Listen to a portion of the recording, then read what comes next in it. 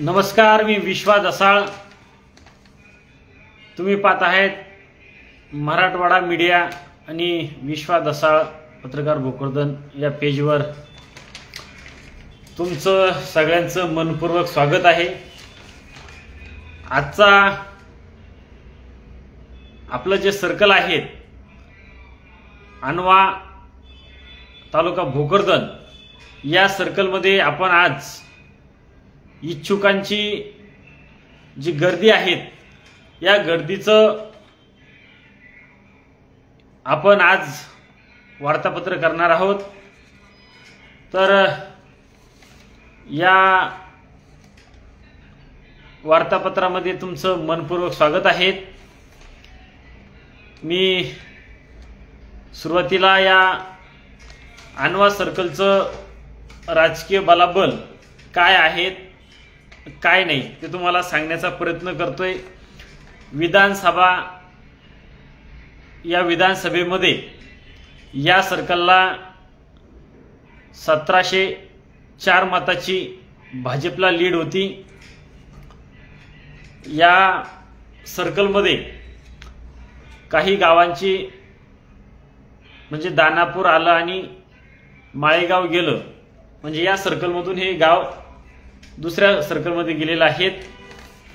त्यामुळं या सर्कलचे राजकीय गणित काय असणार आहेत हे मी तुम्हाला संपूर्ण सांगण्याचा प्रयत्न करतोय। सुरुवातीला या सर्कलमध्ये जे इच्छुक उमेदवार आहेत हे मी तुम्हाला दाखवण्याचा प्रयत्न करतोय। हे सर्कल महिला राखीव आहेत। या ठिकाणी या ज्या महिला आहेत ह्या इच्छुक महिला आहेत। या सर्कलमधलं राजकीय बलाबल आणि राजकीय गणित काय असणार आहेत हे मी तुम्हाला सांगण्याचा प्रयत्न करतोय। आपण या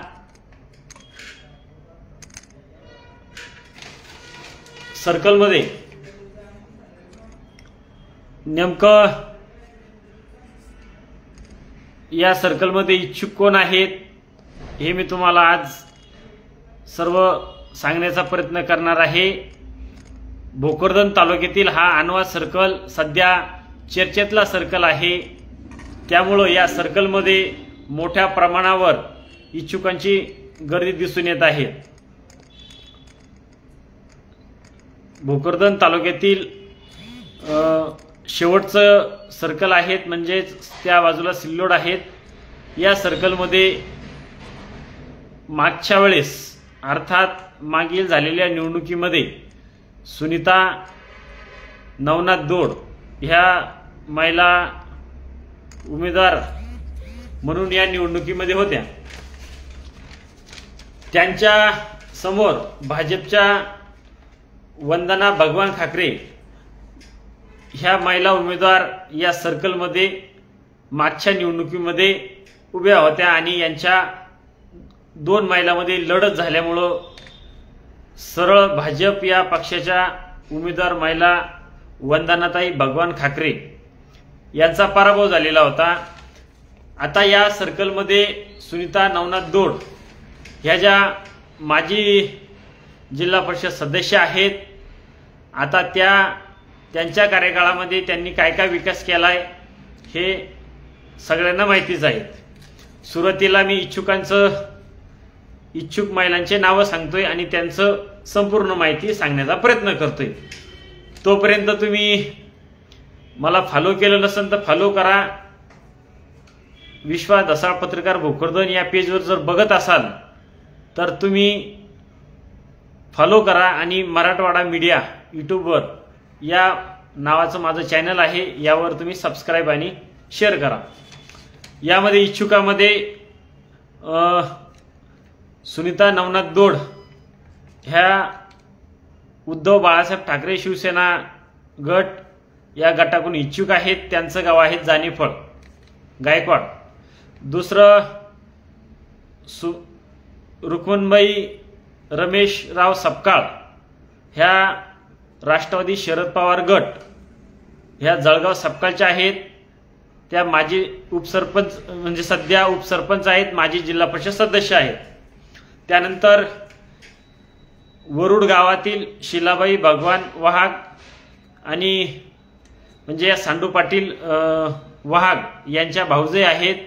जर सांडू पाटील वाघ यांना उमेदवारी मिळाली तर त्या ठिकाणी ते आपली भाऊजई शिलाताई भगवान वाघ किंवा स्वतः मुलगी निकिता सांडू वाघ यांना त्या निवडणुकीमध्ये उतरू शकतात.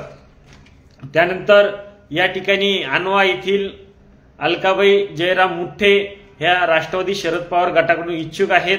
त्याचबरोबर लक्ष्मीबाई एकनाथ काळे हे आणवा येथील आहेत, भाजप या पक्षाकडून इच्छुक आहेत. त्यानंतर वंदनाबाई भगवान खाकरे हे आणवा येथील आहेत, ते भाजप पक्षाकडून इच्छुक आहेत. वरुड वाघ येथील मनीषा देवदास वाघ ह्या देखील इच्छुक आहेत, ह्या भाजप पक्षाकडून इच्छुक आहेत. त्यानंतर अर्थात हे मनीषा देवदास वाघ ह्या उच्च शिक्षित शिक्षिका आहेत, त्या प्राध्यापक आहेत. आणि माजी सरपंच वरुडचे भगवान पाटील वाघ आदर्श सरपंच पुरस्कार त्यांना मिळाला होता, त्यांच्या त्या सुनबाई आहेत. मुर्तड येथील सुमनबाई प्रभाकर सोनोने या भाजप पक्षाकडून इच्छुक आहेत. सध्याचे सरपंच मुर्तड येथील भगवान पाटील सोनोने यांच्या त्या भाऊजाई आहेत आणि प्रभाकर सोनोने संचालक साखर कारखाना यांच्या त्या पत्नी आहेत. मनीषा रामदास गवानी देहेड हे राष्ट्रवादी काँग्रेस पार्टी शरद पवार गट यांच्याकडून इच्छुक आहेत. आणि वरुड येथील विश्वासराव वाघ यांच्या सुनबाई या देखील इच्छुक आहेत काँग्रेस पक्षाकडून. विश्वास वाघ यांच्या सुनबाई काँग्रेस पक्षाकडून इच्छुक आहेत. त्याचबरोबर आणवा येथील सुरेखा दीपक सोनोने हे जिल्हा परिषद काँग्रेस म्हणजे जिल्हा परिषद गटासाठी काँग्रेस या पक्षाकडून इच्छुक आहेत. आता पंचायत समितीसाठी करजगाव येथील प्रल्हाद पाटील लोखंडे यांच्या पत्नी ह्या देखील पंचायत समितीसाठी इच्छुक आहेत, हे राष्ट्रवादी शरद पवार गटाकडून इच्छुक आहेत. शोभा पुंजाजी सोनवणे राष्ट्रवादी शरद पवार गटाकडून इच्छुक आहेत, त्या आणव्याच्या आहेत, सध्या सरपंच आहेत. एकनाथ चौधरी यांच्या पत्नी देखील या ठिकाणी इच्छुक आहेत, ते भाजप पक्षाकडून इच्छुक आहेत. शोभा हनुमंता शिंदे हे कोसगाव येथील नाव आहेत, त्या भाजप पक्षाकडून इच्छुक आहेत. शोभा हनुमंता शिंदे हे पर्यायी आहेत, ते जिल्हा परिषदही मागतात आणि पंचायत समितीही मागतात, त्यासाठी ह्या देखील इच्छुक आहेत. आता या सर्कलमध्ये एकंदरीत विधानसभा निवडणुकीमध्ये 1704 मताची भारतीय जनता पार्टीचे आमदार संतोष पाटील दानवे यांना या ठिकाणी लीड होती. आणि आता या सर्कलमध्ये थोडंसं गणित वेगळं झालेलं आहे. मागच्या वेळेस माळेगाव या सर्कलमध्ये होतं आणि माळेगाव हे दुसऱ्या सर्कलमध्ये गेलं आणि दानापूर या सर्कलमध्ये आलेलं आहे. या ठिकाणी मी तुम्हाला सांगण्याचा प्रयत्न करतोय. आता मी पुन्हा एक थोडीशी माहिती सांगतो आणि आपलं पूर्ण गणित जर तरचं गणित आपण मांडण्याचा प्रयत्न करू. सुनीता नवनाथ दोड ह्या विद्यमान माजी जिल्हा परिषद सदस्य आहेत. रुक्मनबाई रमेशराव सपकाळ या उपसरपंच आहेत. त्याचबरोबर या ठिकाणी शिलाताई भगवान वाघ किंवा निकिता सांडू वाघ ह्या इच्छुक आहेत. सांडू पाटील वाघ जे वरुडचे भाजपचे कार्यकर्ते आहेत आणि त्यांच्याकडे गेल्या 15 वर्षापासून ग्रामपंचायती ताब्यात ठेवण्याचं काम करतात. ते भारतीय जनता पार्टीचे कार्यकर्ते आहेत आणि ते सक्रिय कार्यकर्ते आहेत. वंदनाताई भगवान खाकरे या मागील निवडणुकीमध्ये पराभव झालेल्या उमेदवार आहेत. आणि आणवा येथील व्यापारी भगवान खाकरे यांच्या त्या पत्नी आहेत आणि या आणवा सर्कलमध्ये त्यांचं काम चांगलं आहे. त्यानंतर वरुड येथील माजी सरपंच भगवानराव वाघ यांच्या सुनबाई प्राध्यापक आहेत. प्राध्यापक मनीषा देवदास वाघ या उच्च शिक्षित महिला आहेत आणि त्या सध्या या शिक्षिका आहेत. तो एक नवीन चेहरा या गावातून आहेत. त्यानंतर सुमनबाई प्रभाकर सोनवणे ही एक कोरी पाटी आहेत. मनीषा रामदास गव्हाणे ह्या महिलाची देखील एक कोरी पाटी आहेत. आणि या सर्कलमध्ये वंदनाताई विठ्ठलराव चिंचपुरे ह्या अपक्ष निवडणुकीमध्ये लढल्या होत्या. ते माजी जिल्हा परिषद सदस्य आहे आणि त्या आव्हाना या गटाच्या माजी जिल्हा परिषद सदस्य आहेत. आता या गणामध्ये आणि गटामध्ये एकंदरीत उमेदवार कोणाला मिळणार याचं राजकीय गणित अजून बाकी आहेत. जर राज्यामध्ये, जिल्ह्यामध्ये आणि भोकरदन तालुक्यामध्ये युती झाली किंवा आघाडी झाली तर गणित कुणाला सुटू शकतं हे अजून सांगणं बाकी आहे. अनवा या गटामध्ये सध्याची जी परिस्थिती आहे ही परिस्थिती कोणत्या याच्यामध्ये आहेत मी तुम्हाला ते सांगण्याचा प्रयत्न करतोय. संपूर्ण जे इच्छुक उमेदवार आहेत हे गावातील पाहुणे रावळे आणि पक्षाचे कार्यकर्ते यांच्या गाठी भेटी घेत असल्याचं सध्या मला एकंदरीत दिसून येत आहे. या सर्कलमध्ये इच्छुकांची गर्दी फार मोठी आहे, कारण हे सर्कल सध्या चांगल्या प्रकारे त्याचं सर्कलमध्ये ज्या कार्यकर्त्याचं चांगलं काम आहे त्या कार्यकर्त्याला हे सर्कल सोपं जाऊ शकतं. कारण या ठिकाणी सरळ लढत जर झालीस, जर युती आणि आघाडी यांची जर झाली तर सरळ या ठिकाणी लढत होऊ शकते. जर आता या ठिकाणी जे इच्छुक उमेदवार आहेत, आता विद्यमान जे माजी जिल्हा परिषद सदस्य आहेत हे जानेफळचे आहेत. जर शिवसेना उद्धव बाळासाहेब ठाकरे, राष्ट्रवादी शरद पवार गट आणि काँग्रेस या पक्षाची युती झाली, जर सगळ्यांचा कार्यकर्त्यांचा जर विचार झाला, कार्यकर्त्यांनी जर विचार केला तर सुनीता नवनाथ दोड यांना महाविकास आघाडी म्हणून उमेदवारी मिळू शकते. जर या ठिकाणी सुनीता नवनाथ दोड यांनी निवडणुकीतून माघार जर घेतली तर या ठिकाणी अलकाबाई जयराम मुठ्ठे अर्थात अनवा या गावचं चर्चेतलं नाव जयराम मामा मुठ्ठे हे या ठिकाणी उमेदवार असू शकतात. जर या ठिकाणी जर समीकरण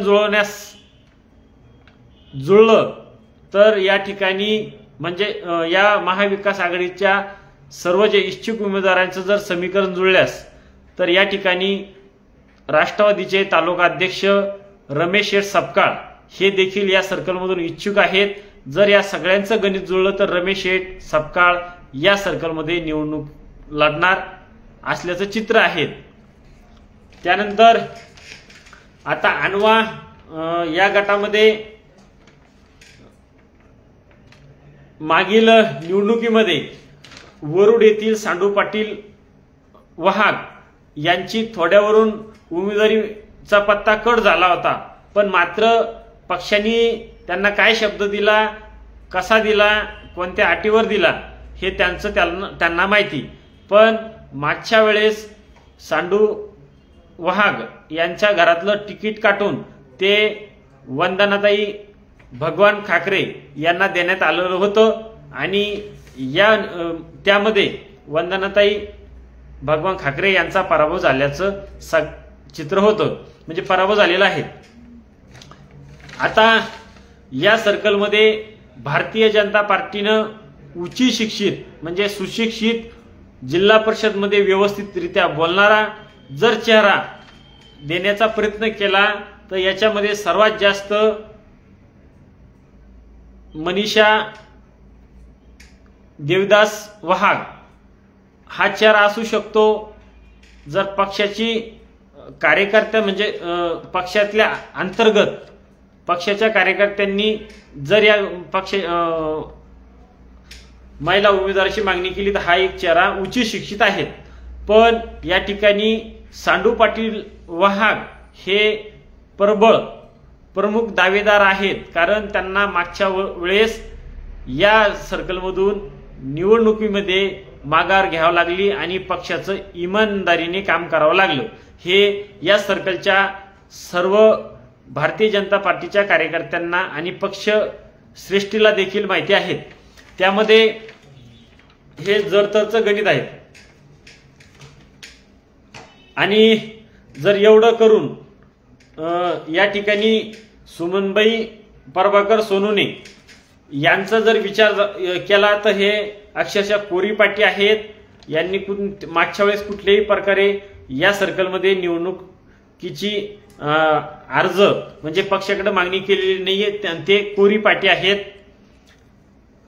या ठिकाणी जर विठ्ठलराव चिचपुरे यांचा जर विचार झाला नाही, कुठं जिल्हा परिषदला जर कुठं विचार झाला नाही, तर ते या सर्कलमधून उमेदवारी मागण्यास तयार आहेत आणि ते नेमकं काय करणार याकडे सगळ्यांची भूमिका आहे।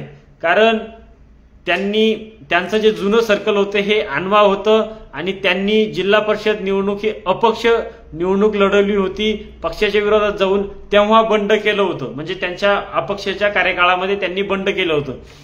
या सर्कलचं आता हे थोडंसं विश्लेषण आपण केलेलं आहे, पण राजकीय समीकरण, जातीय समीकरण आणि पक्षाचं समीकरण काय होणार याकडे सगळ्यांचं लक्ष लागलेलं आहे। कारण अनवा या गावामध्ये मागचं जे प्रकरण झालंय त्या प्रकरणावरून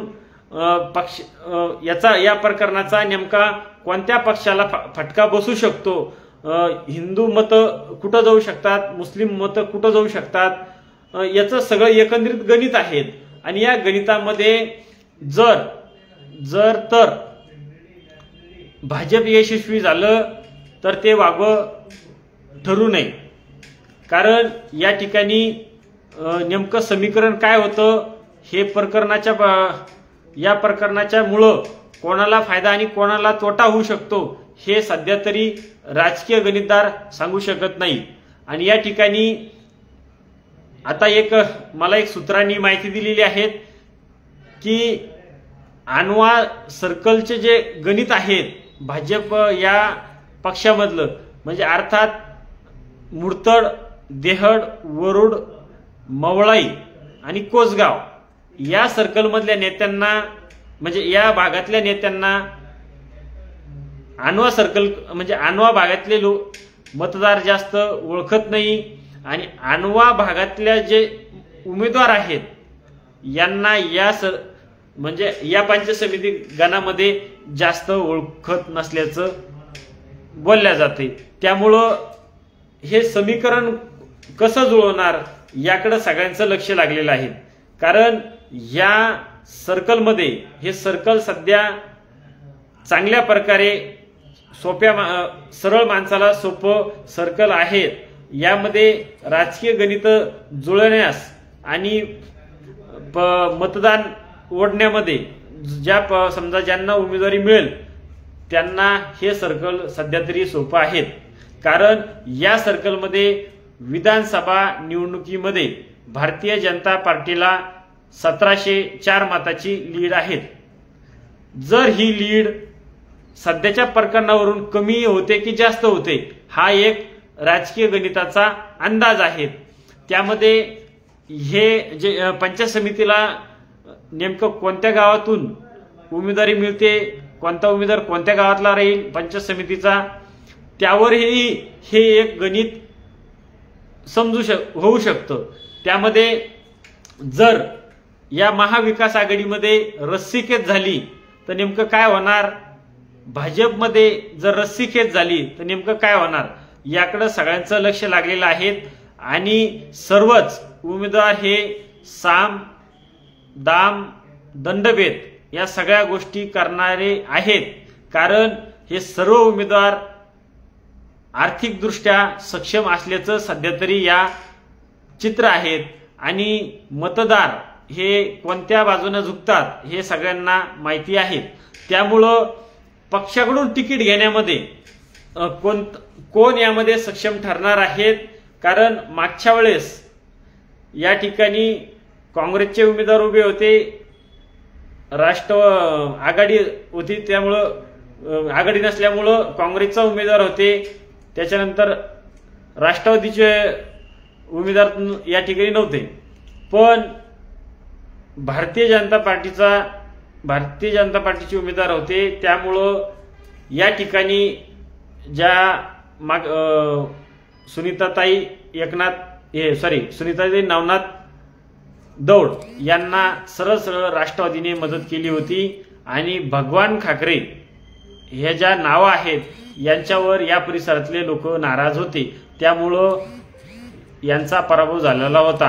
आता ही ज्या काही पक्षाच्या अंतर्गत गटबाजी, त्याचबरोबर या सर्कलमध्ये नेमकं तिकीट कोणाला भेटतं, कोणत्या भागातलं भेटतं यावर ही गणित असणार आहेत।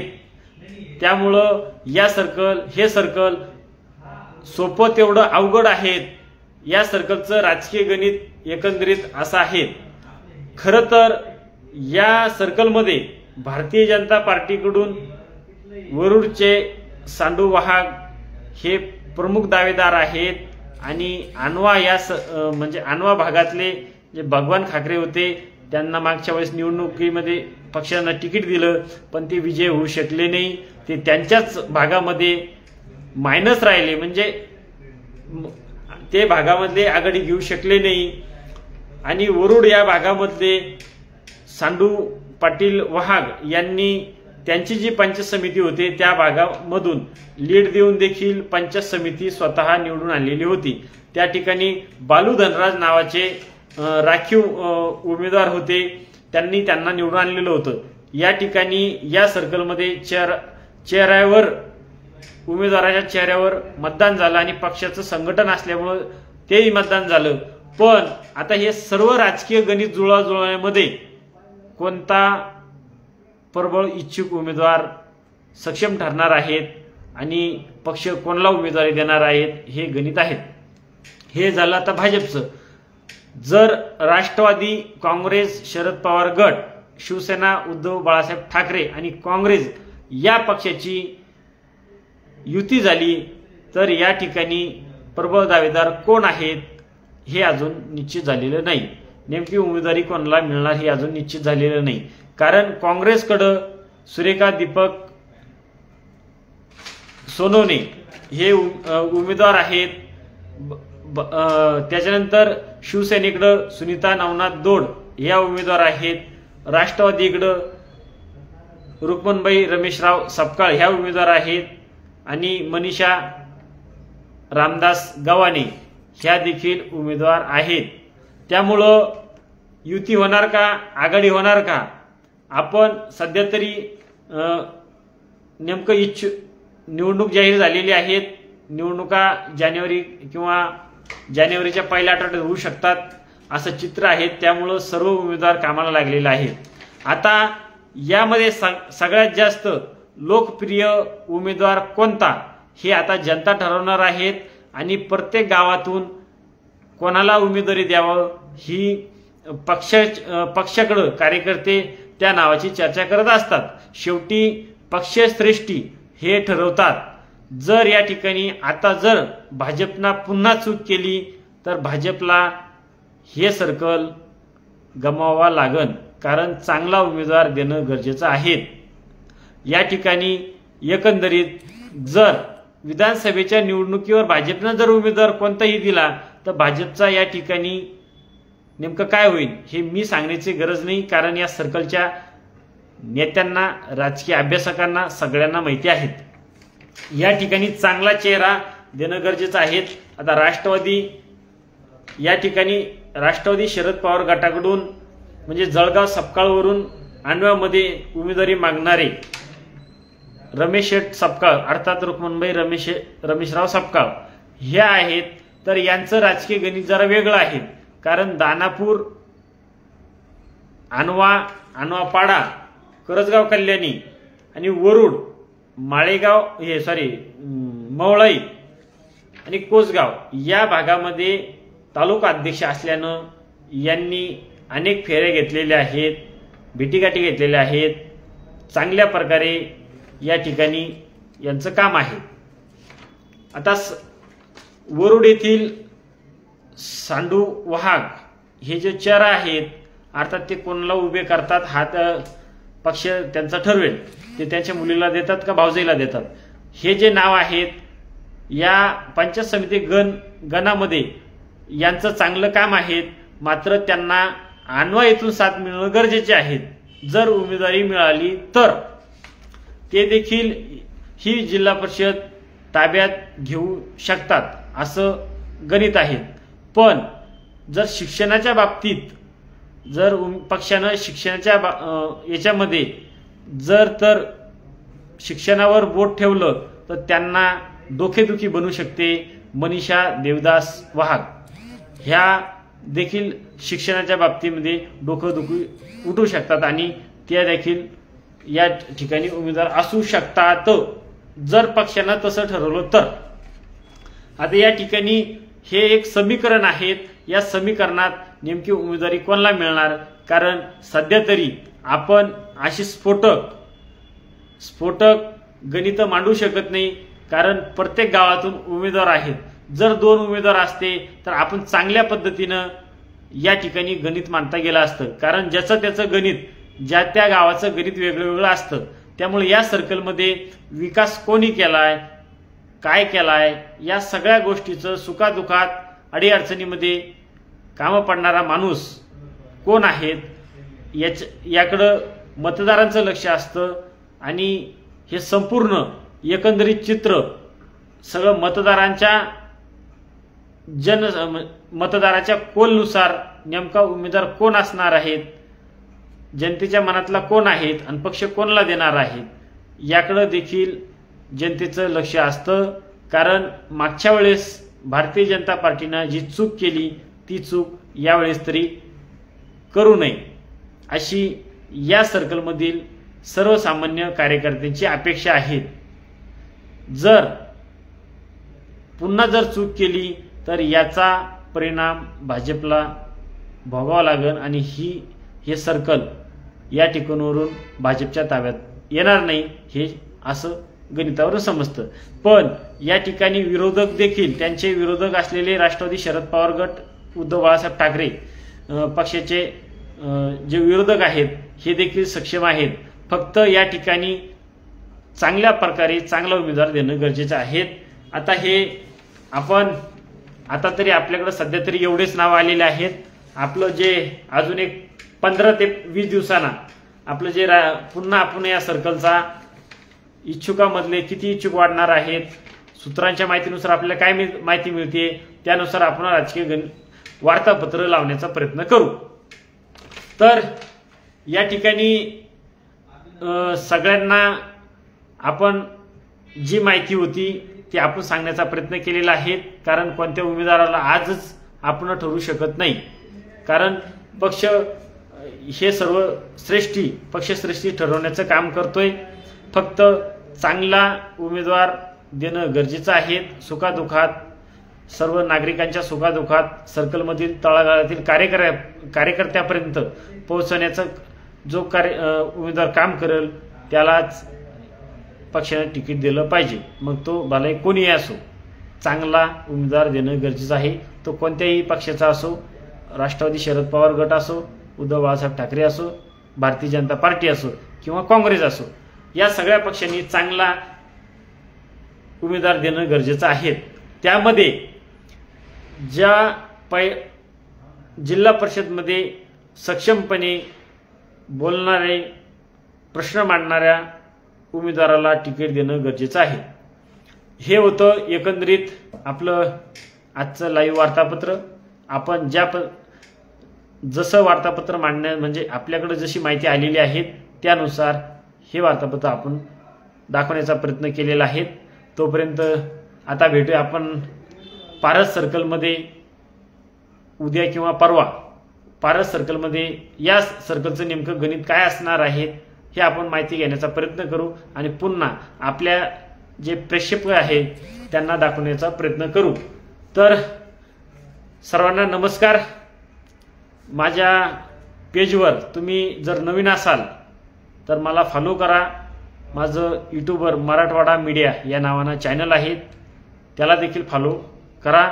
आणि येणाऱ्या निवडणुकीमध्ये आपण चांगल्या पद्धतीनं माहिती मिळाल्यानुसार उमेदवार कोण आहेत हे तुम्हाला दाखवण्याचा प्रयत्न करू। सर्व इच्छुक उमेदवारांची आपण लवकरच भेटीगाठी घेऊन त्यांच्या थेट मुलाखती, जे ओरिजिनल उमेदवार आहेत, मी हे जेवढे नावं सांगितलेले आहेत मी यांच्याच मुलाखती घेणार आहेत, कारण मी झेरॉक्स जे उमेदवार आहेत हे दाखवणार नाही। हे माझं स्पष्ट, ज्या इच्छुक महिला उमेदवार आहेत यांच्याच मुलाखती मी तुम्हाला दाखवण्याचा प्रयत्न करणार आहेत। लवकरच भेटूया। भारत या गटामध्ये, या सर्कलमध्ये, या गणामध्ये नेमकं कोण कोण इच्छुक आहेत हे आपण उद्या किंवा परवा आपण दाखवण्याचा प्रयत्न करू। तोपर्यंत धन्यवाद। मला जास्तीत जास्त सहकार्य करण्याचा प्रयत्न करा।